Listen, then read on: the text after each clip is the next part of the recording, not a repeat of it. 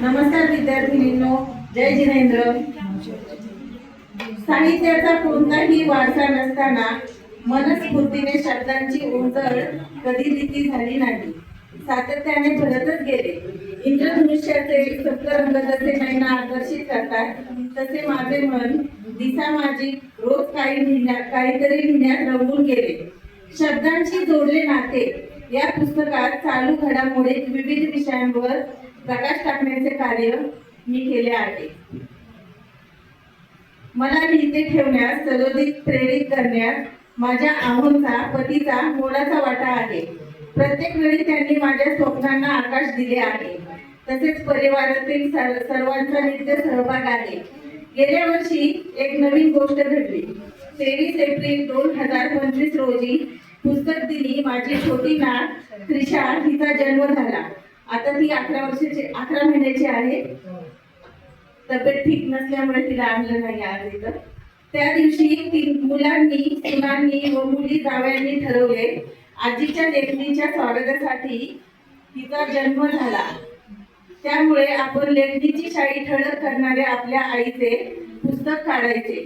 आमच्या आहोंना ही कल्पना खूप आवडली आणि माझे हे तिसरे पुष्प, शब्दांशी जोडले नाते, याचा जन्म झाला। माझ्या लेखणीचे प्रथम वाचक माझे सख्खे बहीण भावाची ही प्रेरणा आहे। सदोदित वाचन करून मनाला सुखावणाऱ्या भाऊ बहिणींचे आदराचे स्थान आहे।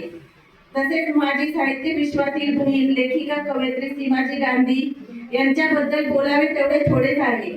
खूप प्रोत्साहन दिले त्यांनी, पुस्तकाची संकल्पना उचलून धरली, पुस्तकाला योग्य स्वरूप आले। पुस्तक काढण्यासाठी ताईला प्रोत्साहन देणाऱ्या सीमाजींना मानाचा मुद्रा।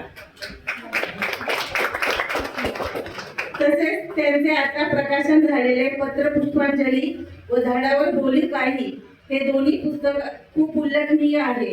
पत्र पुष्पांजलीमध्ये सर्व महिलांनी महिलांसाठी लिहिलेले पत्र आहे यांचा समावेश आहे।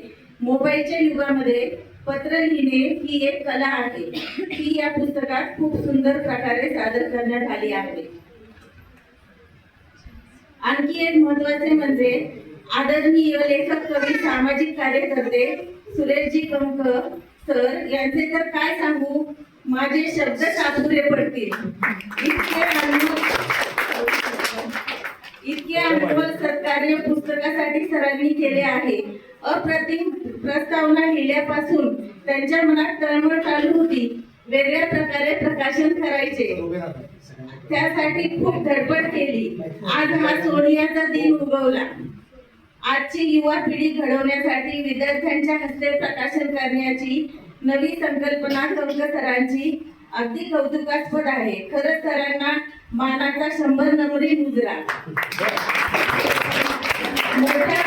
मोठ्या भावाप्रमाणे त्यांनी अगदी आपल्या या बहिणीच्या लेखणीचा आदर सत्कार करून साथ दिली आहे।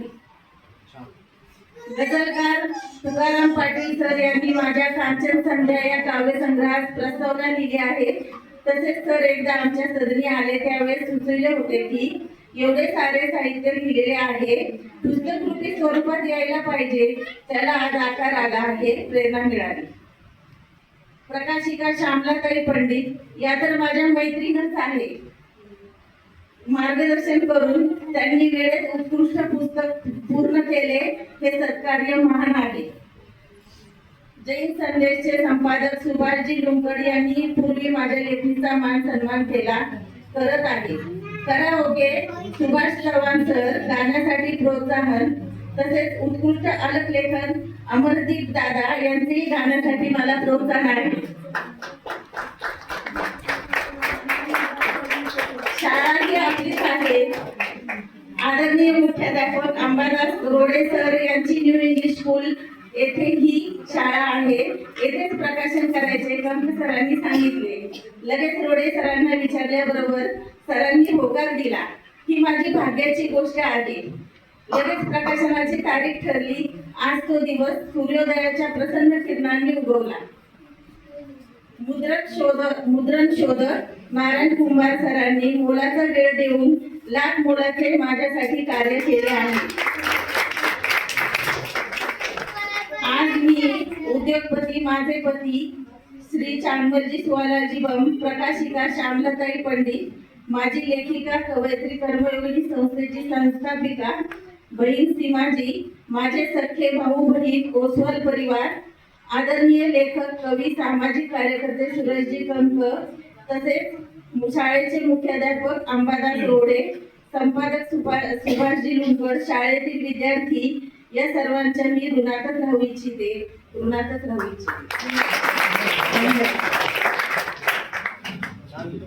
मी म्हटलं अगोदरच